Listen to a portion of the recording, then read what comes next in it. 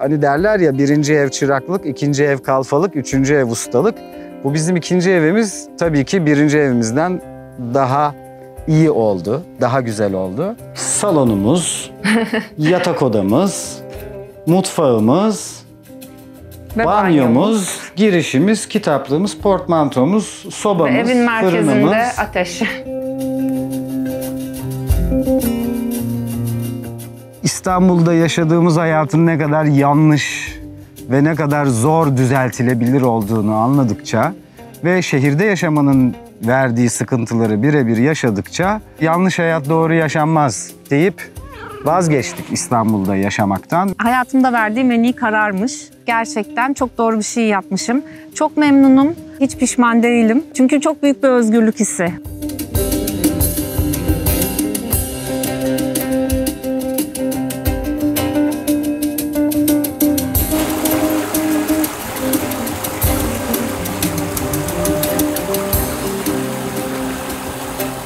Merhaba dostlar, ben Deniz Sarı, YouTube kanalıma hoş geldiniz. Bugün Kaz Dağları'nın eteklerinden yeni bir hikayeyle karşınızdayız. Önce İstanbul'dan Muğla'nın Milas ilçesine bağlı Bafa köyüne taşınan Fulya ve Ömer çifti 6 yıl o bölgede yaşadıktan sonra Kaz Dağları'nda Çanakkale'nin bir köyüne taşındı. Buraya taşınan çift kendi evini inşa ederek kendi kendine yetmeye çalışan bir hayat kurmayı hedefliyor. Fulya ve Ömer Faruk çiftini tanıyacağız. Onların köye göç hikayesini dinleyeceksiniz. Hazırsanız yayınımız başlıyor.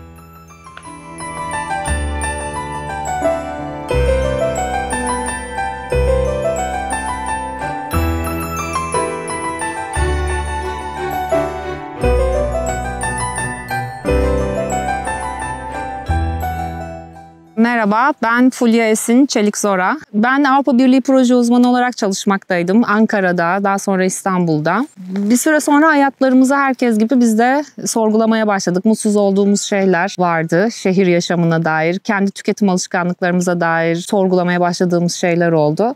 Ve en nihayetinde kırsala göç etmeye karar verdik. Önce ben istifa ettim işimden. Daha sonra gönüllülük yapmaya başladım. Tatuta çiftliklerinde genel olarak. Ama çiftliklere de bağımlı kalmadım. Arkadaşlarım vasıtasıyla sonra orada bir çevrem oluştu. Ve 30'larımdan sonra ikinci hayatıma başladım. Kırsala taşındık. Sonra eşim istifa etti. Benim adım Ömer Faruk Zora. 82 yılında İstanbul'da doğdum. Lise sona kadar İstanbul'da yaşadım. Üniversiteyi Ankara'da okudum. Biraz tiyatro ile uğraştım. Biraz matematik dersi verdim. Daha sonra TRT İstanbul Radyosu'nda spiker olarak çalıştım. O sırada İstanbul'da çalışırken çok çeşitli programlar yaparken ekoloji programı da sundum. Ekoloji programı sundukça İstanbul'da yaşadığımız hayatın ne kadar yanlış ve ne kadar zor düzeltilebilir olduğunu anladıkça ve şehirde yaşamanın verdiği sıkıntıları birebir yaşadıkça yanlış hayat doğru yaşanmaz deyip vazgeçtik İstanbul'da yaşamaktan ve 2017 yılında işimden istifa edip Fulya ile beraber Muğla'nın Milas ilçesinin Bafa köyü ile Karahayıt köyü arasında bir zeytinliğe taşındık. Önce oraya alışmak için köyde bir ev kiraladık. 1,5 sene o köydeki kiralık evde yaşarken hem köylülerle tanışmış olduk, hem neyi nereden alınır, çarşı pazar nerededir, hangi malzemelere kolay ulaşırız onu öğrenmiş olduk. Hem de çevremize ve oranın iklimine alıştık, adapte olduk. Ondan sonra bahçemizde bir ev inşa ettik o süre zarfında. Sonra da 4,5 sene inşa ettiğimiz evde yaşadık.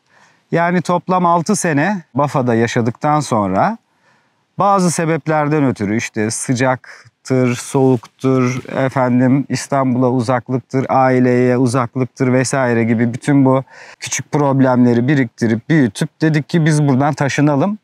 Daha iyi bir yer seçelim. Telefon çeksin, işte annemize babamıza yakın olsun, yazları daha serin olsun, varsın kışları daha serin olsun dert değil. Karı özledik mesela. Yağan karı izlemeyi. Ya da akrepten bıktık mesela bir noktada. Evet, yazları. Evet. Yazları orada zehirli akrepler var. Güneybatı Ege'de biraz böyle durumlar olabiliyor.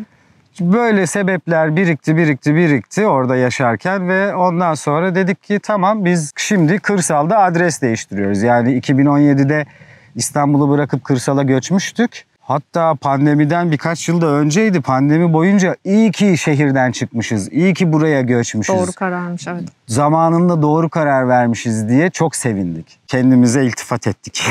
Kendimize sık sık iltifat ediyorum. Ben kendime çok sık iltifat ediyorum. Hayatımda verdiğim en iyi kararmış. Gerçekten çok doğru bir şey yapmışım.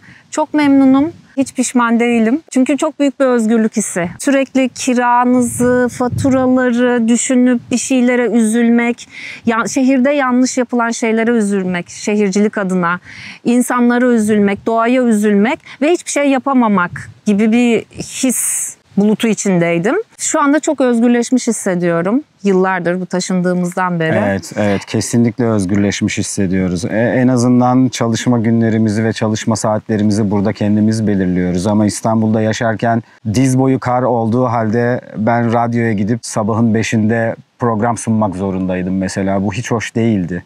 Diz boyu kar varsa herkes evine çekilip dinlenmeli. Kimse çalışmamalı. Şu an kırsalda öyle yaşıyoruz. Eğer 2 gün 2 gece aralıksız yağmur yağıyorsa o bize dinlenme fırsatı veriyor. Yani burada hangi gün hangi saat çalışacağıma kendim karar verişim bile bana çok büyük bir özgürlük veriyor. Onu hissediyorum Burada yaşadıkça. tek kısıtımız aslında doğa. Doğa bize ne zaman çalışmamız, ne zaman durmamız, ne zaman dinlenmemiz, ne zaman eğlenmemiz gerektiğini söylüyor. Böylesi daha doğrudan, daha güzel geliyor. Mesela ilkbahar ve sonbaharlarda çok çalışkan oluyoruz. Mecburen. Yazları ve kışları da tembellik yapma hakkımız oluyor. Yine mecburen. Çünkü yazın öyle sıcağında Evet. çalışamazsın. Kışın çok soğukta çalışamazsın. Yani yazın 2 ay, kışın 2 ay uzun tatillerimiz oluyor. Ama ilkbaharda 4 ay, sonbaharda 4 ayda sıkı çalışıyoruz.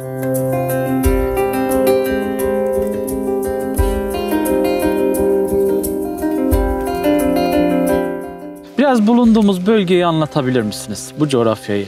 Neden özellikle bu Çukurova Köyü'nü, Kaz Dağları'nın kuzey yamaçlarını tercih ettiğinizi biraz detaylı bir şekilde anlatabilir misiniz? Biliyorsunuz hepimiz artık farkındayız. Gerçekten bir küresel iklim krizi içindeyiz. Ve artık bayağı geç olmuş durumda bazı şeyleri düzeltebilmek için. Bu yüzden iklimler daha kuraklaşıyor, daha ekstremleşiyor, uçlara gidiyor. Kuraklık çok büyük sıkıntı. Biz daha önce Akdeniz iklimine gören bir yerde yaşıyorduk, Güneybatı Ege'de.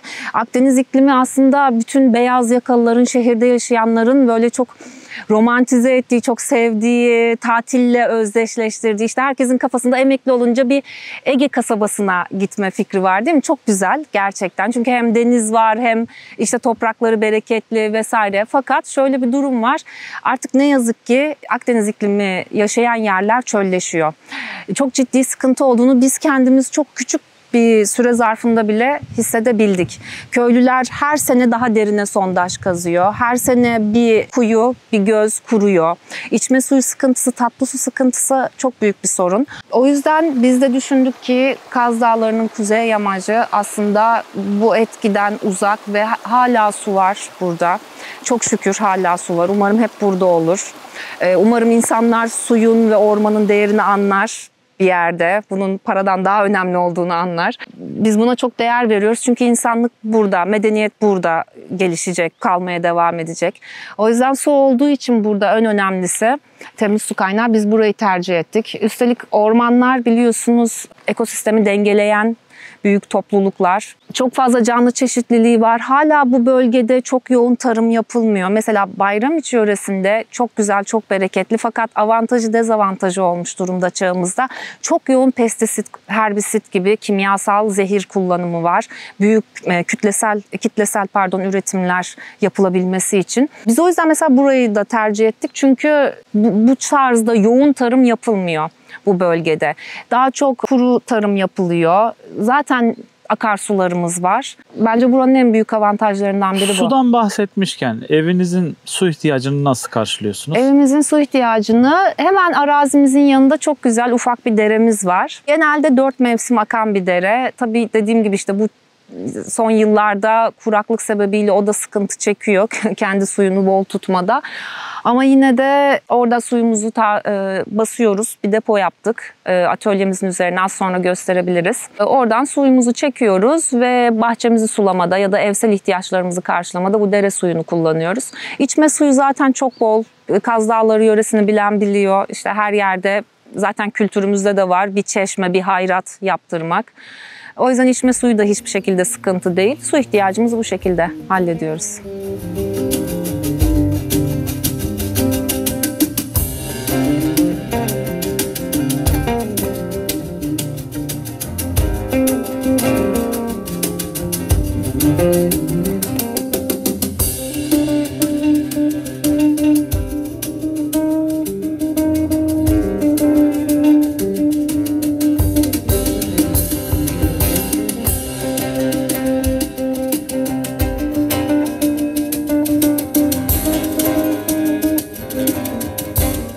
Ege'nin kıyısındaki bitki örtüsüyle buranın bitki örtüsü arasında da şöyle bir fark var. Zeytin 3000 yıldır, 5000 yıldır ekonomik değeri çok yüksek bir bitki olduğu için ve çok dayanıklı bir bitki olduğu için nüfus arttıkça zeytinliklerin sayısı artmış. Zeytinliklerin yüz ölçümü arttıkça orman yüz ölçümünü kaybetmiş kıyı Ege'de. Dolayısıyla orman yüz ölçümünü kaybettikçe de sular azalmış. Yani erozyon artmış, toprağın kalitesi düşmüş. Maalesef açgözlülükle daha çok zeytinlik ormandan çalındığı için kıyı Ege orman bakımından daha fakir kalmış. Artık geriye sadece çok dayanıklı kızılçamlar ve zeytinler ve işte harıp gibi 3-5 tür kalmış. Burada durum farklı. Burası hala hem çam ormanlarıyla hem de yaprak döken diğer ağaçlarla dolu. Meşelerle, çınarlarla, kestanelerle, ıhlamurlarla, su kenarlarında başka ağaçlarla, tepelerde başka ağaçlarla. Burada daha fazla bir çeşitlilik var ve nüfus az olduğu için buranın ormanları daha az tahrip olmuş. Evet. Kıyı Ege'de nüfus çok olduğu için ve zeytin çok verimli bir bitki, ekonomik değeri yüksek bir bitki olduğu için oranın ormanları daha çok tahrip olmuş maalesef. Üzülerek söylüyorum. Evet. O yüzden yani Bafa'dan buraya taşınırken göz önünde bulundurduğumuz faktörlerden biri de buydu. Taşınmaya karar verdiğimizde buraya önce tabii kısıtlı bir bütçemiz olduğu için önce kendi arazimizi satıp sonra başka bir arazi almak zorundaydık. O süreç biraz sıkıntılı oldu. Çünkü gerçekten ilk yerimizdi ve çok severek bu hayatı ilk deneyimlediğimiz yer olduğu için biraz üzülerek bıraktık orayı.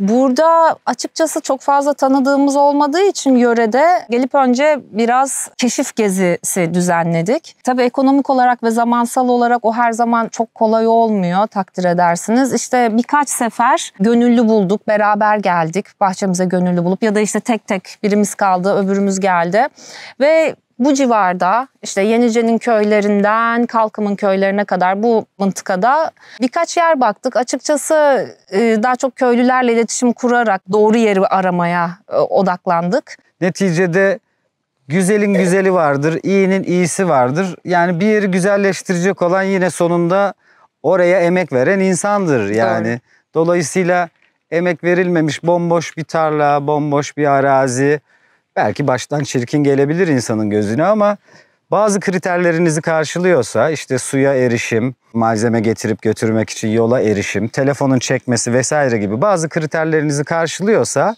işte 3-4 kriteriniz varsa bu kriterlere uyuyorsa her yer güzeldir. Daha doğrusu her yer sizin emeğinizle seneye, bir sonraki seneye daha da güzelleşecektir. Yani aslında her yerin güzel olma potansiyeli var. Bir de şöyle bir şey var. Şehirliler bunu çok yaşıyor. Bir yer alıyorlar. Köylüler diyor ki çok yanlış yer almışsın. Siz sonra üzülüyorsunuz. Niye? Çok mu yanlış yer almışım? Az diyor işte oranın o su vardır, buranın böyle kötüdür, şöyle kötü olur, kışın böyle kötü olur, yazın. Hiç moralinizi bozmayın eğer yaşayanlar ya da yaşayacak olanlar varsa diyorum. Çünkü gerçekten Ömer Faruk'un dediği gibi hani bu biraz eş seçimi gibi. Mükemmel insan nasıl yok, mükemmel tekne nasıl yok, mükemmel arazi de yok aslına bakarsanız. Her şey sizin emeğinize bakıyor ve orayı tanımanıza, iklimi, coğrafyayı çözmenize bakıyor. Bu da tabii ki her ilişki olduğu gibi arazinizle kurduğunuz ilişkide de emek demek oluyor. Emek ve sevgi verirseniz aslında her yer ufak bir cennete dönüşebilir. Bir ev yapmak kolay iş değil ama gözümüzde büyüteceğimiz kadar zor bir iş de değil. Biz şuna inanıyoruz. Yeryüzündeki bütün hayvanlar, fareler, kuşlar, böcekler, tilkiler, bütün hayvanlar kimisi birkaç saatte, kimisi birkaç günde, kırlangıç gibi. Herkes kendi evini kendi yapabiliyor. Bir süre kullanıyor ve mevsimi gelince, zamanı gelince onu bırakıp yerine başka bir ev yapabiliyor. Hayvanlar çok kolay barınak buluyorlar, yapıyorlar. Hayvanlar çok kolay yiyecek buluyorlar gibi geliyor. Aslında çok kolay değil. Hepsi bir mücadele, hepsi emek, hepsi zaman alıyor. Ve biz de dedik ki bizim de içimizde kendi barınağımızı kendimiz inşa edebilme gücü, potansiyeli var. Niye olmasın ki, niye yapamayalım ki dedik ve ev yaptık. Bu bizim ikinci evimiz. İlk evimizi Bafa'da köyümüzün marangozu Hamdi'nin desteğiyle yapmıştık. İkinci evimizi daha az destekle yaptık. Artık biraz daha böyle elimiz çivi tuttu, testere tuttu vesaire. Mimari hakkında biraz daha araştırdık, okuduk malzeme hakkında. Bu ikinci ev olduğu için birinci evde yaptığımız hataları temize çekmeye çalıştık bu evi yaparken. Hani derler ya, birinci ev çıraklık, ikinci ev kalfalık, üçüncü ev ustalık. Bu bizim ikinci evimiz tabii ki birinci evimizden daha iyi oldu, daha güzel oldu. Ama bu demek değildir ki daha kolay oldu. Hayır, yani kolay değil. Gerçekten kolay değil. Pratiği anlatayım mı biraz da? 2023 yılının Haziran ayında diğer arazimizde hayvanlarımızı ve yaşayan bitkilerimizi, saksıdaki çubuklarımızı vesaire oradan getirmek istediğimiz bütün canlıları koyup bir ikinci el 89 model eski Ford'a paramız yetti. Onu aldık bir kamyonete. Onun arkasına koyup buraya geldik ve çadırda yaşamaya başladık. Burada hiçbir şey yoktu. Sadece boş bir tarlaydı. Çadırda kalırken bir yandan ilk başta bir yaşam üssüne ihtiyacımız vardı. O yüzden atölyeyi yapmaya karar verdik, garajı.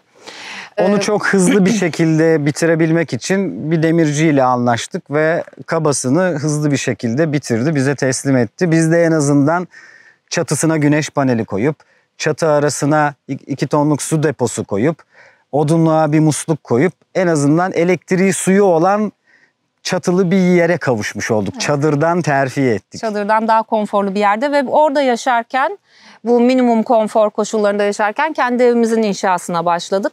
Bir yandan bizim bir zaman kısıtımız vardı. Çünkü önümüzde tek bir yaz ve sonbahar mevsimi vardı evimizi tamamlamak için. Kıştan önce çünkü başımızı evimize sokmamız gerekiyordu. Biraz stres yaşadık ama evet. Hallettik.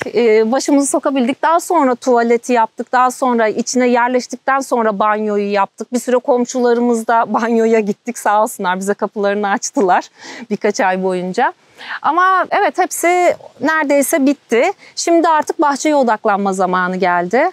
Burada şehirden kırsala göçecekler için ben şöyle bir tavsiyede bulunabilirim. İstanbul'dan Bafa'ya gittiğimizde 1,5 yıl köyde bir kiralık evde yaşarken kendimize ev yapmıştık. Dolayısıyla o 1,5 yıllık geçiş süreci bize çok iyi gelmişti. Ama burada 2 ayağımız bir papuca girdi. Çadırdan oraya, oradan eve girebilmemiz için 6 aylık bir sınırlı süremiz vardı. Bu bizi biraz yordu, yıprattı. Ama işte kırsal yaşam konusunda tecrübeliydik. Bunun altından kalkabileceğimizi düşündük ve iyi kötü becerdik de.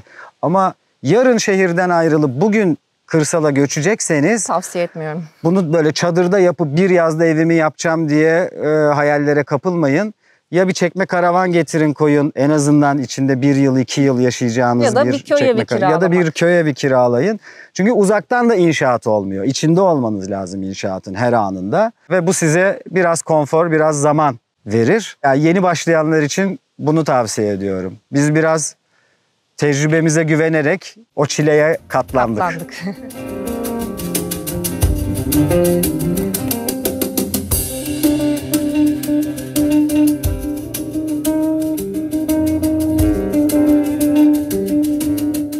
Öncelikle araziyi görünce bir haritalandırma yaptık aslında.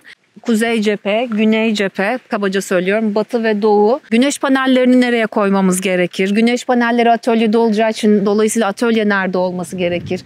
Bir şeyleri rahat taşımak için atölyeye, odunlarımızı rahat taşımak için atölyenin konumu, nerede olması gerekir? Bu tarz şeyleri düşünerek kendimiz önce bir haritalandırma yaptık ve atölye için doğru yeri burası olarak belirledik. Önce atölyemizi yaptık. Dediğim gibi güneş panelleri ve su sistemi hep üstünde. Gerçekten bir depolama alanı, bir atölye. Çünkü her zaman için kendi işinizi kendiniz yapıyor olacaksınız. Birilerine yaptırabilirsiniz tabii ama bu çok sürdürülebilir bir hayat olmuyor. Mümkün mertebe kendi işini kendisi yapması insanın çok daha hem ekonomik hem ekolojik oluyor. Ve üstelik size bir şey öğretmiş, bir yetenek kazandırmış oluyor. Burada bir odamız var. Odayı şunun için tercih ettik. Küçücük de olsa bir oda olsun. Çünkü bu güneş panelleri aküleri dolduruyor ve akülerin yazın çok ısınmaması lazım, kışın çok soğumaması lazım. Dolayısıyla izolasyonlu bir yerde muhafaza edilmeleri lazım ömürlerinin uzun olması için. Ve ıslanmaması gereken, rutubetten etkilenmemesi gereken kumaş türü, tohum gibi diğer eşyaları da depolamak için 15 metrekarelik küçük bir oda gayet kullanışlı oldu. Bu arada kaç kahvalık bir enerji kullanıyorsunuz? Çatımızda 400 wattlık 4 tane panel var. Yani 1600 watt üretebiliyor maksimum. Akülerimiz 4 tane 12 volt çarpı 4 48 volt.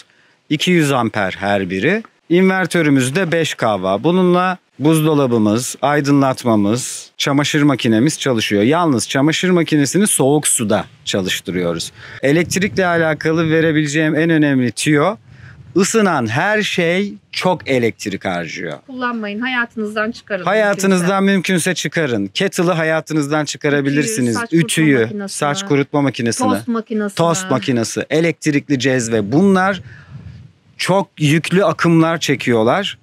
Dolayısıyla şehirde belki hissetmiyorsunuz ama böyle bir sistem yaptığınızda neleri kullanmalısınız, neleri hayatınızdan çıkarmalısınız onları çok iyi anlıyorsunuz.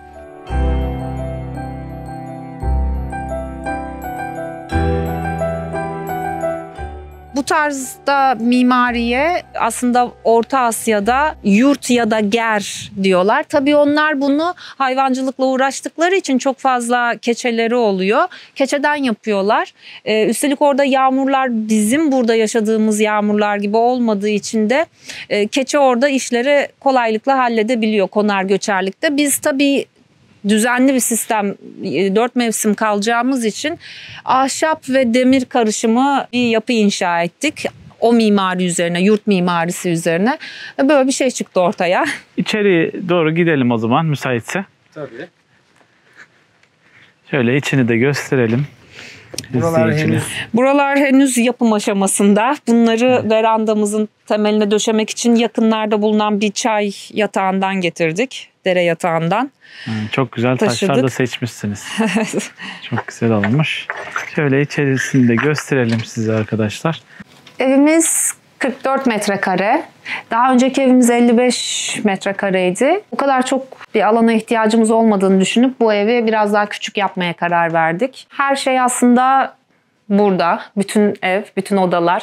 Evi duvarlarla ve koridorlarla bölmenin israf olduğu fikrine geldik. Bir süre araştırdıktan sonra. Çünkü gerçekten bu şekilde ses, sıcaklık çok kolay evin her tarafına ve ışık evin her tarafına dağılıyor.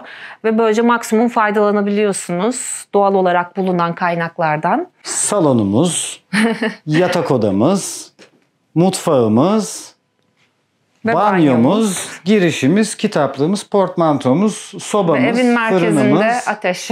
Evet, evin merkezinde ateş. Bu önemli. Şeyde de, orijinalinde de Moğolistan'daki ve Kırgızistan'daki göçebelerin, yörüklerin çadırlarında da ateş merkezde. Ateş merkezde olunca her yer aynı anda ısınıyor. Mesela bunun ne kadar iyi olduğunu şeyde çok net hissettik. Kiraladığımız köy evinde 1 veya 2 odada soba kurabiliyorduk. Ama banyo buz gibi oluyordu. Yatak odası buz gibi oluyordu. Mutfak buz gibi oluyordu. Halbuki böyle bir evde soba ortada yandığı için mutfakta ılık, banyoda ılık, yatak odası da ılık, salonda ılık. Her yeri eşit miktarda ısıtıyor merkezdeki bir ateş. O yüzden yuvarlak ev çok güzel. Biz çok memnun kaldık. O yüzden zaten ikinci evimizde de yine tam olarak aynı mimari tarzı tercih ettik. Evin konumunu Yine yönler, ışık, soğuk hava, sıcak hava dalgaları belirledi. Güneye pencere yaparak işte kışın daha kolay aydınlanmayı ve evin kendi kendine sera etkisiyle ısınmasını amaçladık. Aynı şekilde bir de kuzey cepheye bir pencere koyduk.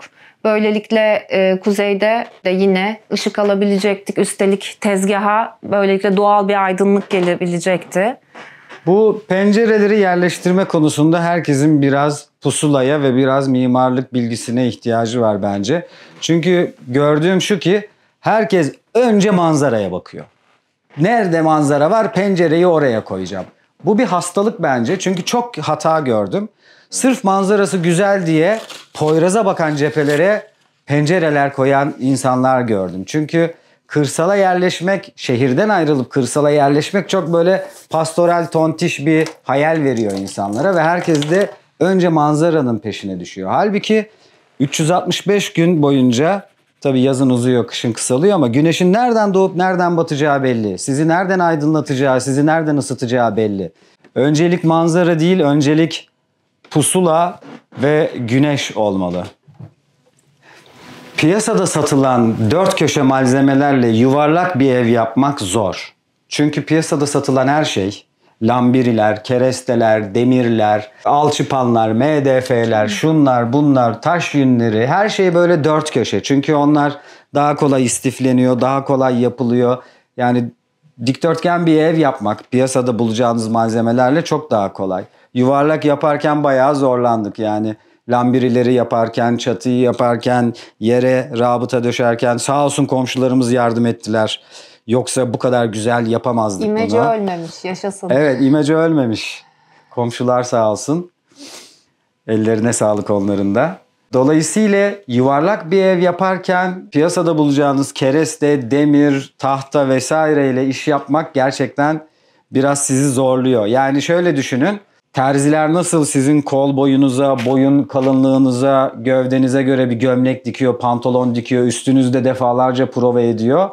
Bizim de evi yaparken başımıza bunlar geldi. Yani kağıt üstünde her şey cuk oturacakmış gibi oluyor ama dikdörtgen malzemeyle yuvarlak ev yaparken her şey öyle cuk oturmuyor. Şunu diyebilirim ki 3. kez yuvarlak bir ev yapacaksam bu sefer yamuk yumuk dallardan ve çamurlardan yapmayı tercih ederim. Çünkü çamur daha esnek. Yuvarlak ya da doğada bulduğun iyi kötü düz dallarla bir şey yapmak ve çamurla o hataları kapatmak daha kolay olurdu. Ama bizim onun için pek vaktimiz yoktu geçen yıl. Bir de mesela çatıyı döşerken Ömer Faruk dağcı bir arkadaşımızdan dağcılıkla ilgili bazı bir takım düğümler öğrenmek mecburiyetinde kaldı. Çünkü gerçekten çatımız bu sefer dik. Kar yükünü de düşünerek çatının açısını biraz dik verdik. O yüzden çatıda çalışmak biraz tehlikeli hale geldi kaplarken. Özellikle Ömer Faruk bayağı dağcılık düğümleri şöyle ve ekipmanlarına da vakıf oldu. Kendimi bağlamayı, böyle yavaş yavaş gevşeterek kendimi salmayı, yavaş yavaş toplayarak, sıkarak kendimi yukarı çekmeyi ve çatıda çalışmayı öğrenmiş oldum. Banyomuz gerçekten çok basit bir banyo sistemi. Burada aşağıdan Akçay'dan denizden taşlar topladık bir gün. Sonra kendimize böyle bir platform hazırlayıp Ömer Faruk'un tabiriyle hayatta sahip olduğu en rahat, en geniş banyoyu yaptık. Evet. Çoğu duşakabin 90'a 90'dır. Burası 120'ye 120. Çok rahat ediyorum. Hepimizin genelde böyle evlerle ilgili şikayetçi olduğu şeyler vardı. Hani apartman daireleriyle ilgili işte burası niye böyle yapıyorlar bu mutfağı diye. Ben kendi mutfağımı kendi ihtiyaçlarıma göre tasarladım. Kendim yaptım. Herkese de tavsiye ediyorum. Çünkü hepimizin ihtiyaçları başka. Kimimiz onu öyle seviyor, kimimiz bunu böyle seviyor. Çok kullanımı kolay ve uzun yıllar severek, aşık olarak kullanabileceğiniz bir eve sahip olabilirsiniz böylelikle. Sizin ihtiyaçlarınız, sizin zevkinize göre tasarlayıp yaparak. Biz hep basitten yanayız. Hani az malzemeyle, az emekle çok basit ve iş gören bir şey olsun istiyoruz. Banyoyu yaparken de öyle düşündük. Ne çatıya güneşle ısınan su sistemleri koyduk, ne banyoya bir musluk koyduk. Kışın zaten suyumuzu sobada ısıtıyoruz. Yazın çok sıcaksa suyu ısıtmaya bile gerek kalmıyor. Yazdan önce, yazdan sonra da geçiş dönemlerinde güneşe koyduğunuz bir bölüm evet. harika sıcak su kaynağı olabiliyor. Birkaç saat önceden koyarsanız hatta sıcak suyumuz hazır. Güneş ısıtıyor ve öğleden sonra siz güneşin ısıttığı suyla banyo yapabiliyorsunuz. Dolayısıyla biz o kısmını olabildiğince basit ve teferruatsız halletmek istedik.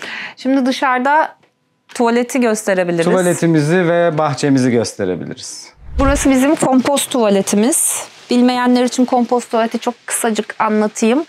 Bizim dışkımız birçok canlının dışkısı gibi azot yönünden zengin. Onu karbon yönünden zengin bir materyalle besleyip yeteri kadar rutubetli tuttuğunuzda, suyun içine gömmediğinizde aslında çok kısa zamanda çok güzel bir bahçe gübresi elde edebiliyorsunuz. Kompost elde edebiliyorsunuz. Ve biz bu şekilde yapmaya karar verdik tuvaletimizi. Ben kapıyı tutayım mı canım? Şu şekilde. Aslında siz girebilirsiniz. Tabii ki. Şöyle. Yani, tuvaletimiz çok basit. Burada yaşlılar için bir su sistemi koyduk. Aslında normalde bu tuvaletler kuru tuvalet diye geçiyor ve su dışarıdan eklememeniz gerek. Ama biz Türkiye'de bu şekilde tuvaletler kullandığımız için bir tuvalet sistemi ekledik. Burada bahsettiğim karbondan zengin materyal, biz talaş kullanıyoruz ama saman da kullanabilirsiniz. Siz neye yakınsanız. Kuru yaprakları çok tavsiye etmiyorum ama saman, kuru otlar ve talaş çok güzel işe yarıyor. Ve dışkılar orada birikiyor. Bir süre sonra oradan alıyoruz. Çünkü artık gerçekten tamamen kapkara toprağa dönmüş oluyor.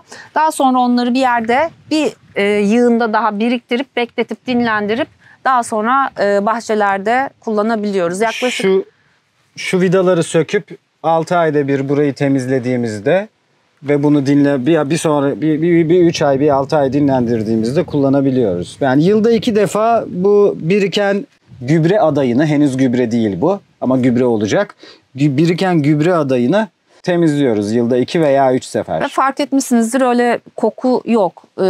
Keşke videoda sadece görüntü ve ses değil, koku da iletilebilseydi. O zaman gerçekten bunun ne kadar kokusuz ve ne kadar sıhhi temiz, bir aslında hijyenik yöntem olduğunu görecektiniz. İnsan dışkısından kurtulmak için neden temiz suyla sifon çeksin ki?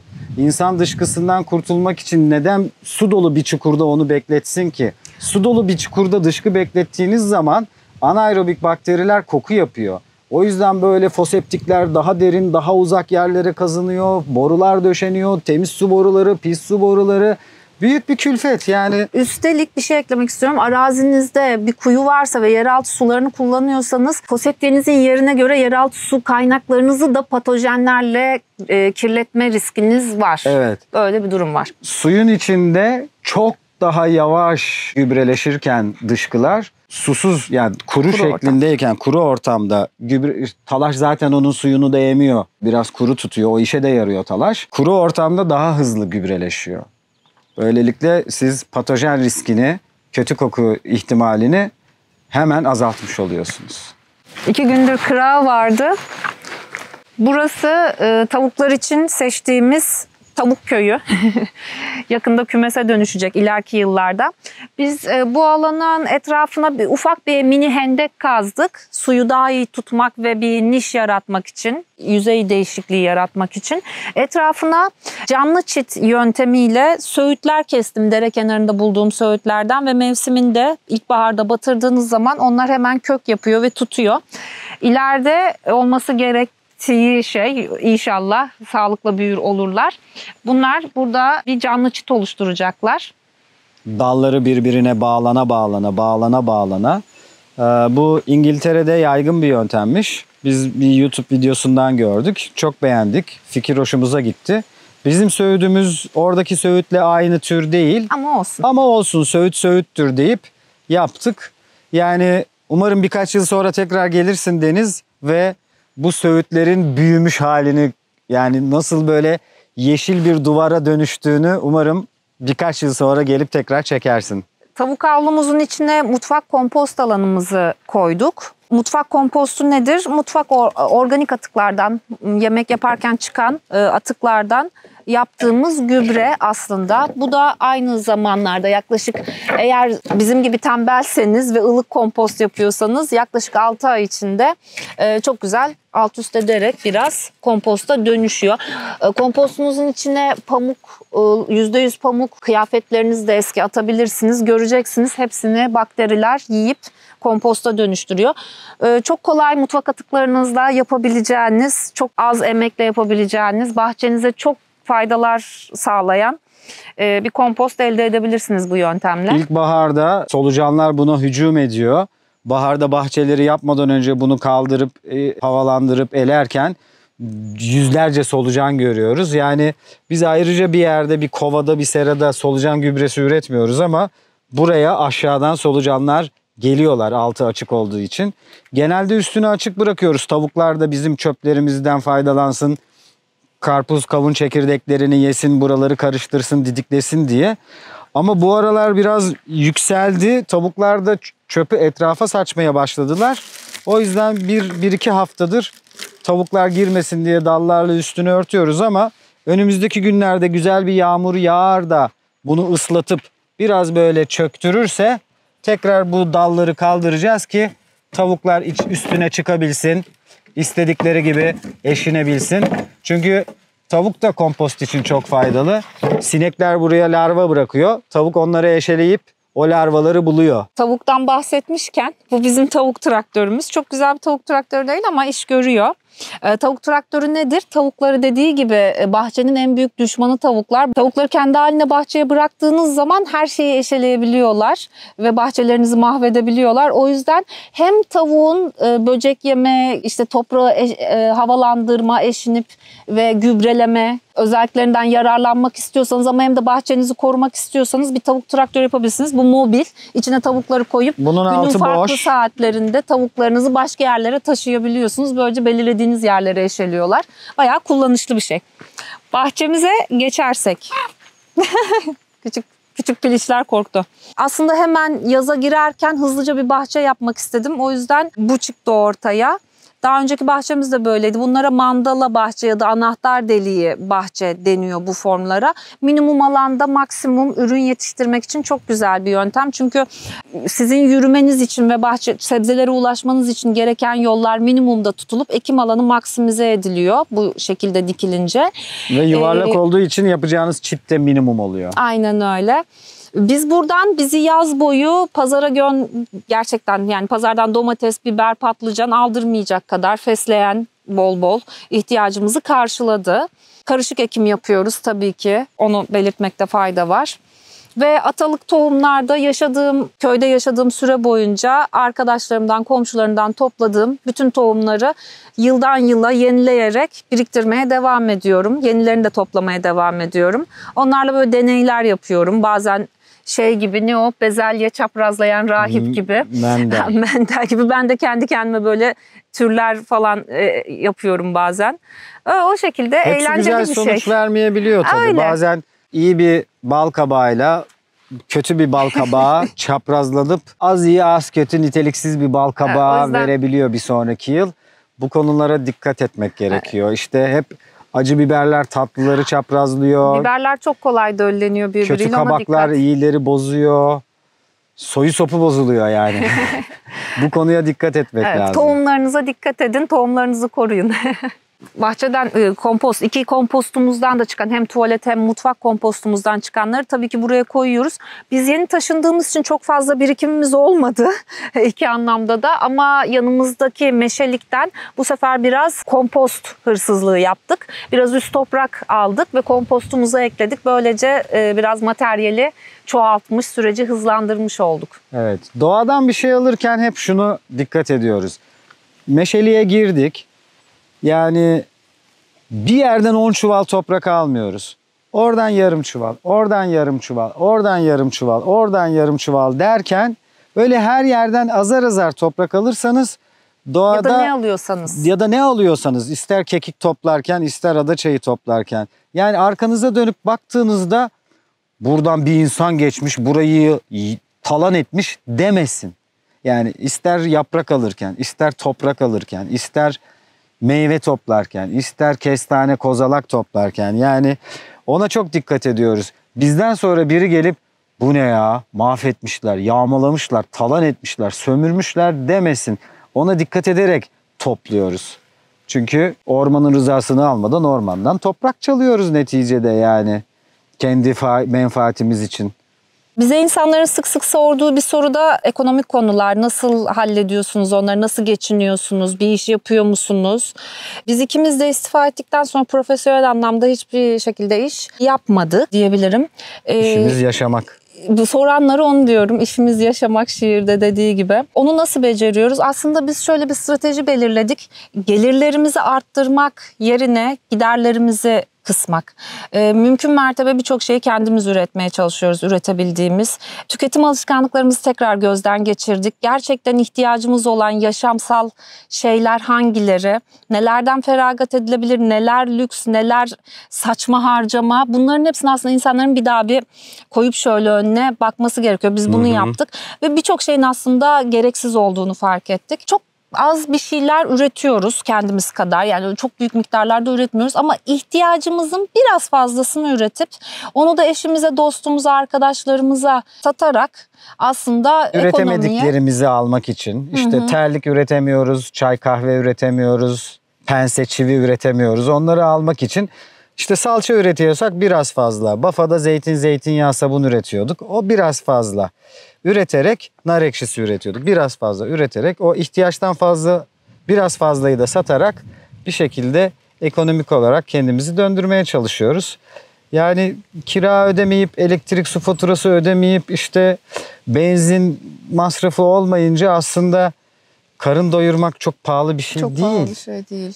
Ya dedim ya bütün hayvanlar kendi barınağını yapacak kadar yetenekli ve kendi gıdasını bulacak kadar yetenekli. Bence insanlar da bu kadar yetenekli. Sadece dolaylı yola alışmışız. Dolaylı yola alışmışız. Evet. Zaten bir de şöyle bir şey var. İnsanlar çok fazla alışveriş yapıyor ve sonra diyor ki mesela kılık kıyafet konusunda ya ben bunu aslında sevmedim. Hani indirimde diye aldım, giymiyorum. Sen giyer misin? Ben de kabul ediyorum eğer ihtiyacım varsa. Böylelikle aslında gerçekten şehirdekinden daha çok kıyafetim var şu anda. Son 7 yıldır üzerime hiçbir şey almadım neredeyse diyebilirim. Hani çoraptan başka falan o tarz ve bir sürü kıyafetim var. Hani ben de başkalarına vermeye başladım artık bana gelen kıyafetleri. Bu şekilde aslında basit ihtiyaçlarınızı anlarsınız, çok rahat geçinebiliyorsunuz, korkacak bir şey yok. Geçinmek ve işte üretemediğini alabilmek için, para kazanmak için artık imkanlar da arttı. Çünkü pandemide gördük ki evden çevrim içi çalışabiliyormuşuz. Ya biz kendimiz için demiyorum da birçok insan artık evden çevrim içi çalışabiliyor. Dolayısıyla belki domates ürettiniz, belki biber ürettiniz, kestane topladınız, ceviz büyüttünüz vesaire ama o sizi döndürmediyse günde birkaç saat harcayarak, çevrim içi işler yaparak işte ne bileyim ayakkabınızı yenilersiniz, kereste alırsınız vesaire bu işleri de böyle halledebilirsiniz. Ne oldu bunlara don mu vurdu? Don vurmuş. Don Hay vurmuş. Allah Maalesef don vurmuş. Hay Allah ya. Baksana salatalıklara. Şimdiden don vuruyor. İşte coğrafya Ya artık farkı. Ekim bitiyor yani. Evet. Tam kış geliyor, Şunlar sonbahar. tohumluk bıraktım zaten o kırmızıları. Tamam. Oo tatlı patatesler. Hoşça kal olmuş. Onları hasat edelim. Ben şuradan biraz patlıcan toplayayım. Biraz domates toplayayım. Şurada bir tane vardı benim. Bu tatlı patatesi de merak ediyorduk. Güneşte mi güzel olacak, gölgede mi bakacağız. Buralarda var mı acaba domates? Artık yok, mevsim sonu. Onlardan tohum aldım. En güzel mevsimde aldım. Tohum. Şimdi artık bunlar keyfe keder.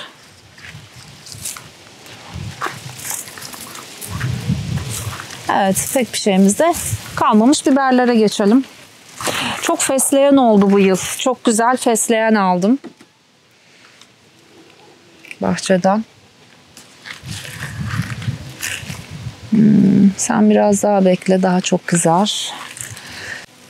Bu da tohumluk herhalde. O tohumluk bıraktım ama canım. diğer 2 tanesini alabiliriz.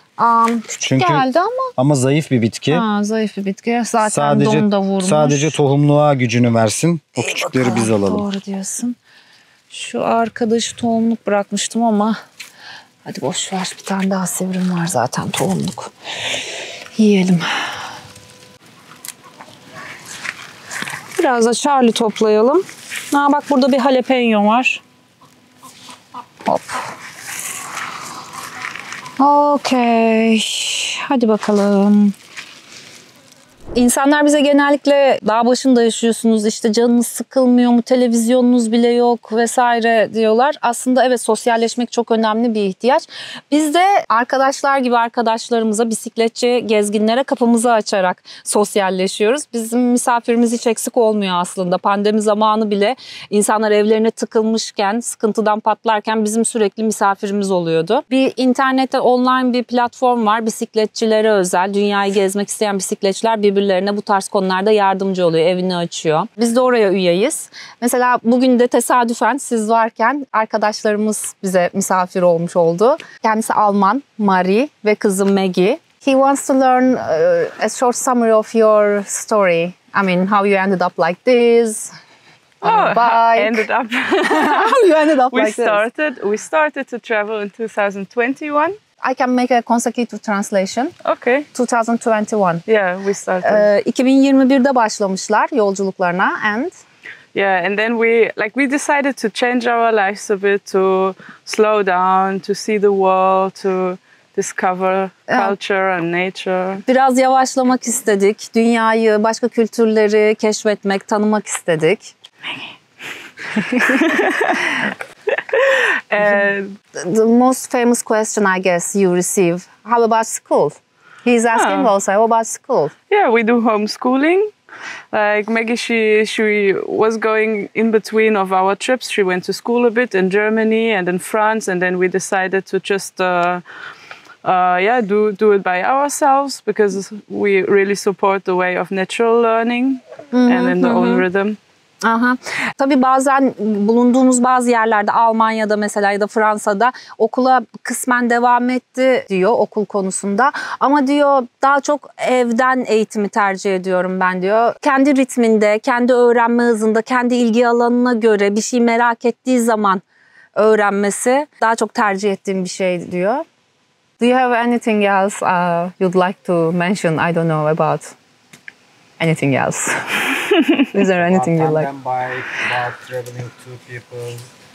Yeah, I mean it's a very good way to discover the world with the eyes of a child. I think this is a very, very good thing because you recognize little things. I think it's also easy to get in contact with people, to dive into the culture, and I think it's just a very sustainable way to travel.